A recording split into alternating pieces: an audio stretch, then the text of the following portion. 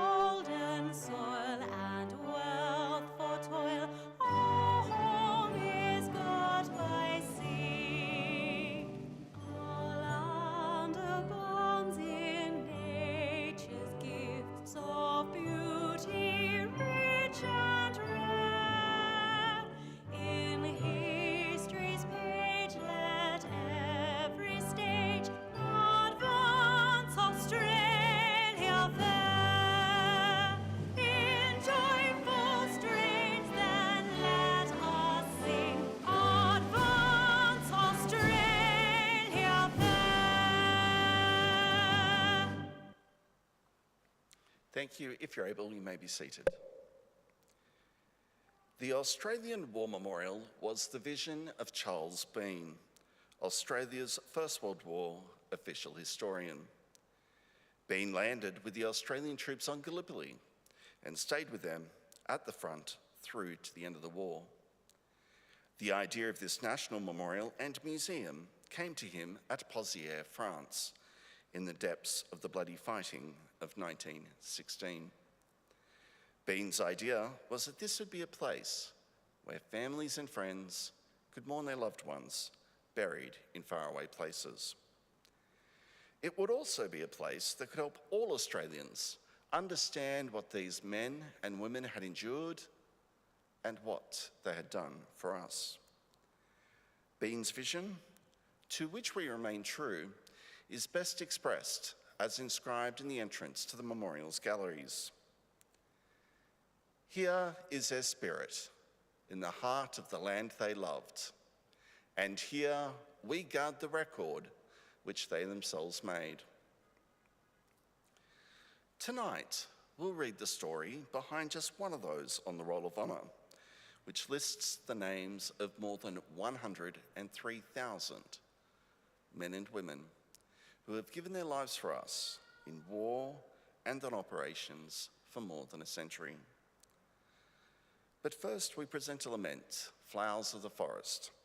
Wreaths or floral tributes will now be laid at the base of the Pool of Reflection.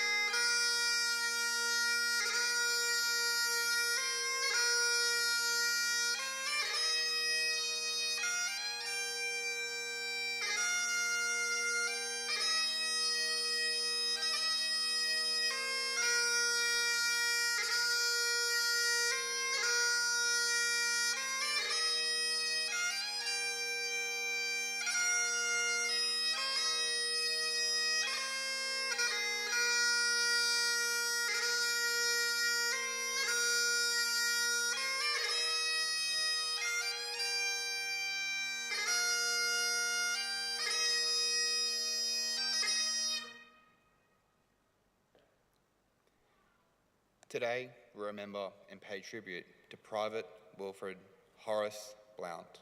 Wilfred Blount was born on the 27th of December 1904 in Leicester,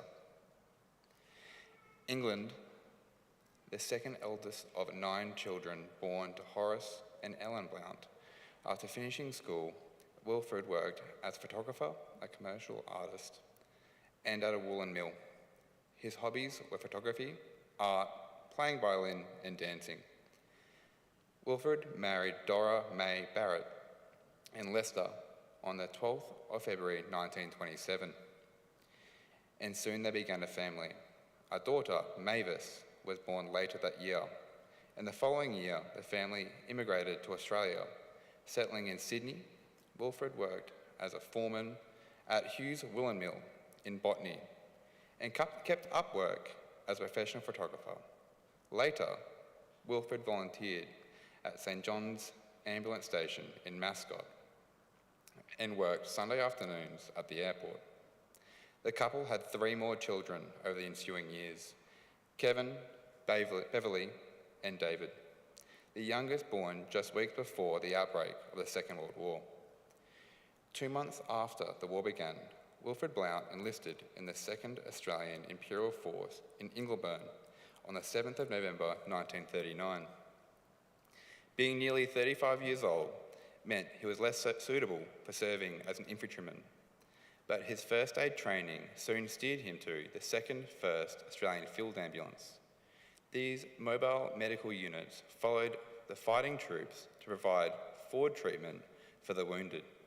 The 2nd 1st would be with the 6th Australian Division. Private Blount embarked in Sydney for overseas service on the 10th of January 1940, arriving in Canberra, Egypt. 5 weeks later, the uneventful daily routine was broken by Wilf serving a brief stint at the 8-9 kilo camp near Gaza, Palestine, and suffering bouts of sandfly fever and diarrhea. After 2 weeks further training, at the end of November 1940, he rejoined the 2nd 1st Field Ambulance. Around this time, Blount wrote home to say he would be soon in action in the front. He reassuringly said, "Should anything happen to me, I'm writing this to say what you must know, that I love you dearly. Do not fret or worry any more than you can help, but look after the children and bring them up to be proud of their mother and father. My thoughts will always be with you and of the children." In mid-December, the 6th Division deployed to Egypt, where it would spearhead the Western Desert Forces Operation Compass. This major counteroffensive rapidly overpowered the Italian 10th Army, throwing them into a headlong retreat out of Egypt and across Cyrenaica. Today's Libya. Bardia was captured, then Tobruk. The 2nd 1st Field Ambulance companies continued moving forward in support of the advance. By the end of January 1941, the Allies were pursuing the Italians along the coastline of the Cyrenaican hump, through Derna, Bas, and onto Benghazi by the February 10th. Blount's B Company had been preceded by the 2nd 1st Field Ambulance's commander, Lieutenant Colonel Archibald Cunningham, who was appointed Senior Medical Officer of Benghazi. He chose the hospital La Salle as a suitable site for a main dressing station and arranged to open 200 beds. The first patients were admitted the next day, and 2 surgical teams, British and Australian, began work. By mid-February 1941, the Italians had been reinforced by the lead elements of the German Afrika Korps, led by Lieutenant General Erwin Rommel. There was now some concern for the safety of the hospital in Benghazi as the number and intensity of the air attacks increased. On the night of the 13th of February, a large mine was dropped, which wrecked many buildings and caused casualties, and the hospital began evacuating. Cunningham remained with a handful of staff to clear up. Another air raid on the night of the 15th of February struck the hospital building. Colonel Cunningham and a medical orderly were killed in the blast. The medical orderly was Private Wilfred Blount. He was 36 years old. Both men were initially buried at Bath Military Cemetery, but were later reburied at Benghazi Cemetery. Wilfred Blount's name is listed on the Roll of Honour on my left, among almost 40,000 Australians who died while serving in the Second World War. His photograph is displayed today beside the pool of reflection.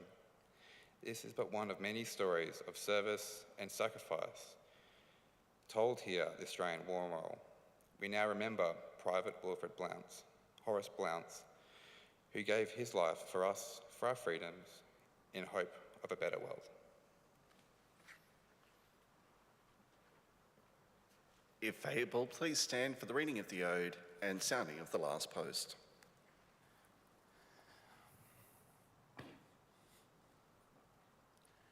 They shall grow not old, as we that are left grow old. Age shall not weary them, nor the years condemn. And at the going down of the sun, and in the morning, we will remember them. We'll remember them.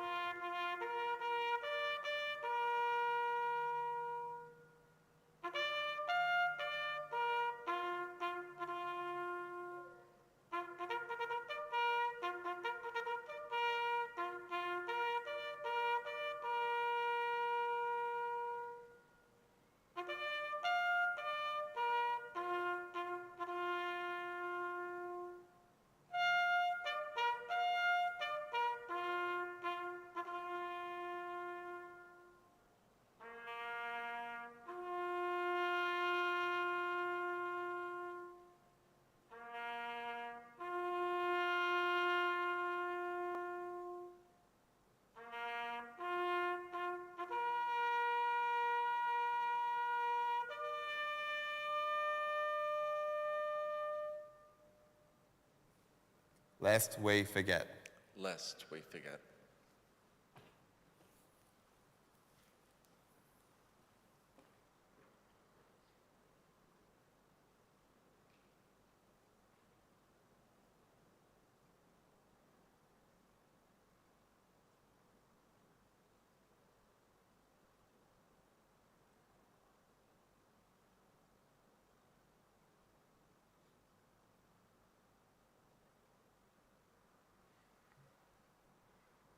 We leave you this evening with the words of the memorial's founder, Charles Bean.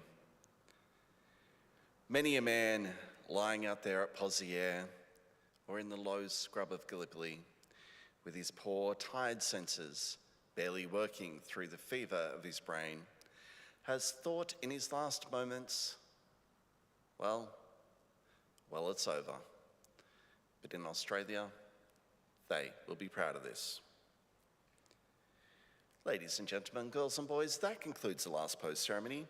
On behalf of the director, staff and volunteers, thank you for visiting the Australian War Memorial today and for your continued support during the memorial's development project. We wish you all a very pleasant evening. Thank you.